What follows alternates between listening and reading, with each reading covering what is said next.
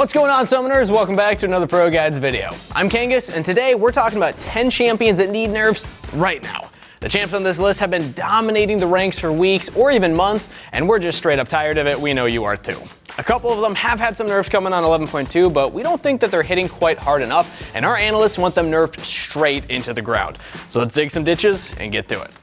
Some of the champs we picked for this list are a bit more on the sleeper side of things, either being a low pick rate champ or only doing well in certain elos. But our first entry completely dominates at all ranks, and it's no secret to anybody. In fact, Jhin has a combined pick and ban rate that completely eclipses any other champ across all roles. His extremely strong laning, pick potential, and incredible synergy with both lethality and crit builds have made him able to adapt to each patch time after time for months now.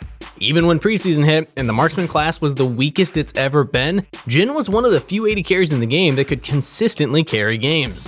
Since Jhin is so lane dominant, a good AD carry player will almost always go into mid game with a lead, and since marksmen are a whole lot stronger now since their items have been buffed, he can often use that lead to do some pretty heavy lifting when it comes to carrying his team, even when his teammates are feeding. So hard-hitting crits, tons of catch potential, and movement speed so high you may as well scratch off immobility from his weaknesses, all combine to make Jhin a carry with a really high success rate. It's good when a champ can carry, but when they do it so consistently and at all stages of the game, it's kind of a bigger deal. When Varus was bullying lanes and building lethality to close out games in the mid game, Riot nerfed him so hard that he's been one of the lowest win rate champs in the game for months now. So maybe they should give Jhin the same treatment so he can take a well-deserved break from the S tier. Not saying I want him to be banned, my duo queue partner actually mains Jhin, but just saying it's likely that he will get banned. But that actually brings us to our question of the day. What is your go-to ban champion? When I'm not duoing with my roommate, I'm always banning Jhin because of how strong he is, but we're always trying to first pick him if he's up. So let us know down below who you ban in every game.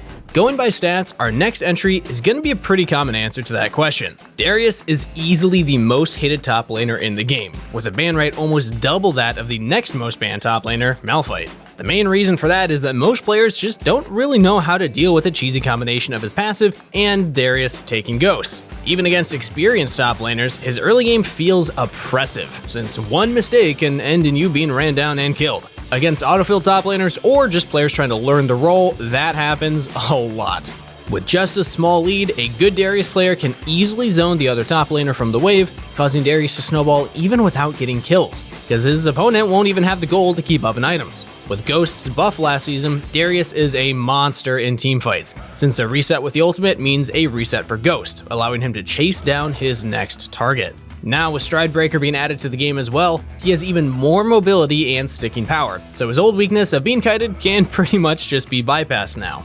There are only a couple of counters to Darius top lane, and I do use the word counters very liberally here, because they are skill matchups where just a single misplay can still lead to Darius running away with the game. While Darius is getting hit with the nerf to his passive on patch 11.2, we just don't think that that's going to change much. He's still going to win the matchups he already does, and it'll likely only affect the closer skill-based matchups that we mentioned before. A more significant nerf would be instead hitting the range on his E, or just targeting his cooldowns to give other tops better windows to actually fight him. Or if they want to keep his extended trade strong, they could keep his passive's bonus AD the same, but make it require 6 stacks to activate. This means it's that much easier to get out if it's looking bad.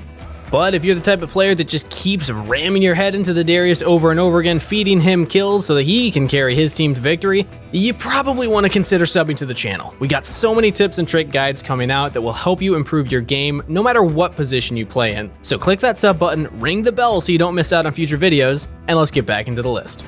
Next up, we have Katarina. In previous seasons, Katarina could actually play to solo kill her lane opponent or look for early roams, and then use those kills to snowball much harder. But now, with her new AD build, Kat has practically no kill pressure in the early game, and instead relies on farming or picking up free kills from her teammates until she reaches the much feared Blade of the Rune King and Kraken Slayer combo. This is pretty much the exact opposite of what would be considered healthy gameplay for an assassin. I'm looking at champs like Zed, Kha'Zix, and LeBlanc. They have to do well early to snowball and have an impact on the mid and later stages of the game.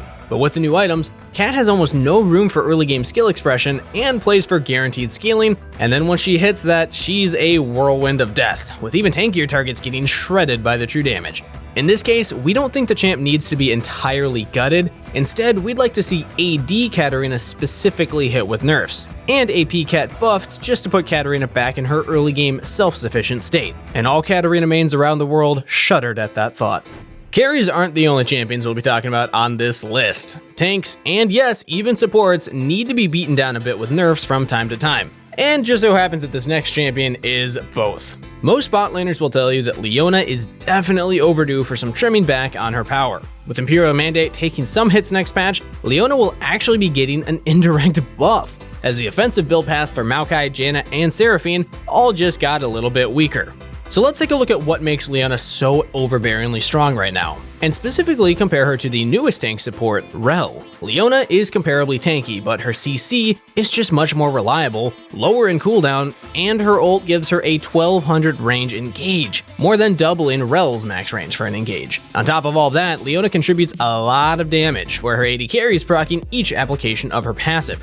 Rather than just gutting the champion altogether, I think the best option here would be to take away one of her strengths. If you cut down her CC, it sort of defeats the purpose of an engaging support. And if you take away from her tankiness, she's not durable enough to go in and apply said CC. So the obvious choice here would be lowering how much damage she brings to 2v2 trades, at least in the early game. I get bringing some damage if you're scaling your W late, but if I'm just trying to pick up chimes on Bard and I'm getting 100 to 0'd by a tank support that's out damaging the Draven, something isn't quite right. Moving on, our next pick is targeted more so at the higher elo audience. With her high mechanical skill floor, Camille is pretty useless when played poorly. Mistiming her Q or whiffing her E can result in losing trades or even a death to your late opponent. And once you're behind, there's not much you're able to do on this champ. But she also comes with an incredibly high skill ceiling, and when played well, she is an absolute monster. Camille is a more than solid pick in Platinum, but it's the Diamond Plus ranks where she really dominates the top lane. When laning against a player who utilizes each part of Camille's kit properly, you'll feel like you can't even play the game anymore. With her W giving her both poke and sustain, you feel forced to take an all in, but if you look to engage, she can either E away or just use it to stun you and take a much better trade thanks to her passive shield. Whew, that's frustrating. Lane bullies aren't necessarily unhealthy to have in League of Legends as long as they fall off as the game goes on, but that's the thing. In Camille's case, she's strong at all stages, having dueling and the ability to chase down foes in side lanes. Plus, her ult gives her insanely strong pick potential and even some lockdown for teamfights. To top it all off, no matter how tanky you build, her Q's true damage completely pummels tanks. With such an overloaded kit, there's a lot of options for nerfs. Nerfing the true damage ratio, increasing her E cooldown to cut down on that mobility, or even hitting her W's lane sustain would all be good starts.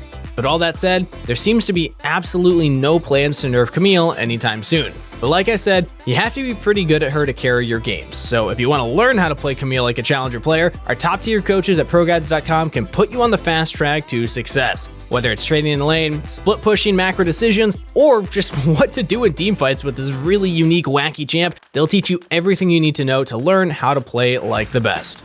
Next up, we have Anivia. If you've been following our meta videos, you know how OP we think she is, and if you're like any of my friends on my friend list, you've been abusing her as well. With her insane scaling, there's almost no champ that can rival her zone control in late game team fights. But even with being a scaling control mage, she doesn't even have that weak of a laning phase. In fact, after she has her ultimate, it's pretty strong. She can even survive against the stronger assassins in the meta, and she's 100 times more useful once you get to fighting around objectives, where she can wall off entire pathways and constantly move her ult around to do damage.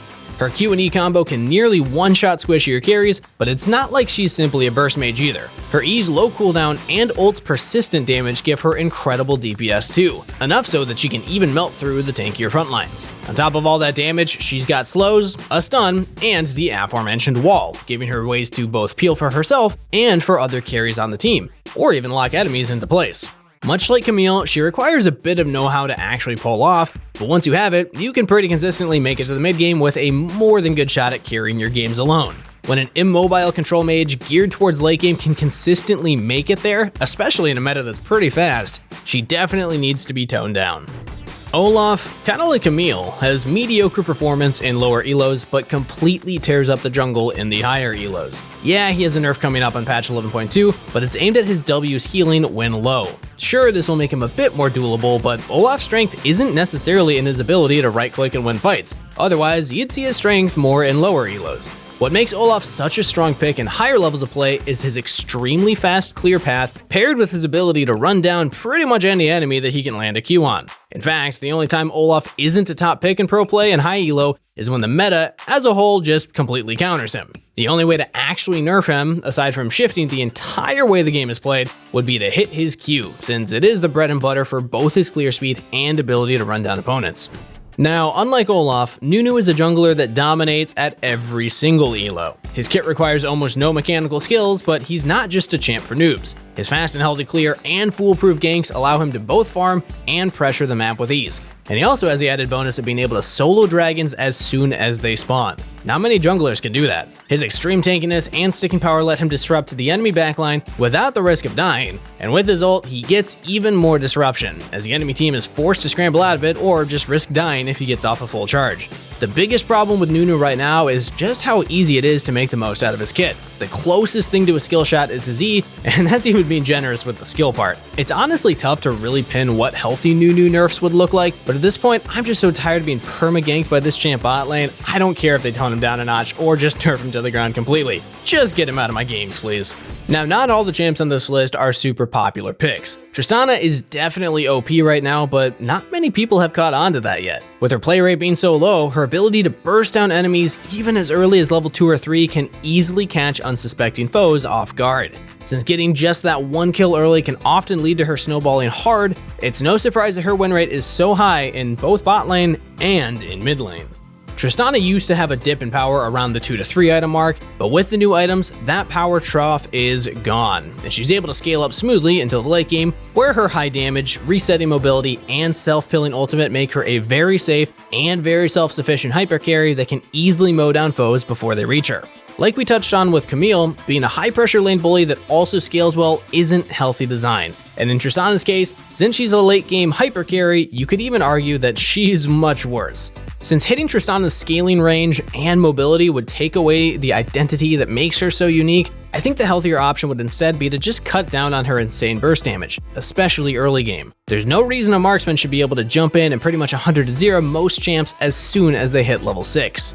The last champ we'll talk about is Karthus. His high AoE DPS lets him clear out most other junglers in the game, and as long as he has decent vision control and has an idea of where the enemy jungler is, he can avoid confrontation and have a guaranteed path to outscaling his opponent. But unlike the other AFK farming junglers like Shyvana and Yi, Karthus can still pressure lanes, no matter where he is on the map.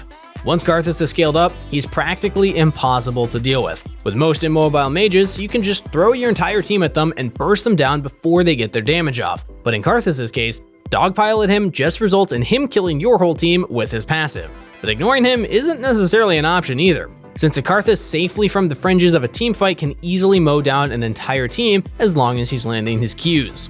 I think the obvious nerf here is to his R, the base damage to be specific. I mean, it'd even be okay if they compensated by raising the AP ratio a bit, but at the moment, the combination of Night Harvester, Dark Harvest, and Karthus' ult being able to nuke people down anytime they go below half HP is pretty overwhelming. Hopefully Riot does something before everyone catches on, and he rises to a pick ban status like last year. And that wraps up things for the 10 champions that need nerfs right now. Really hope you enjoyed the video, and as always, remember to let us know your answer to the question of the day of who your go-to ban is in the comments down below. And also make sure to check out our Discord with the link in the description down below as well. We'd love to have you as part of our community. Can't wait to see you guys back in the next video, but until then, as always, good luck on the Rift, stay hydrated, and wash those hands.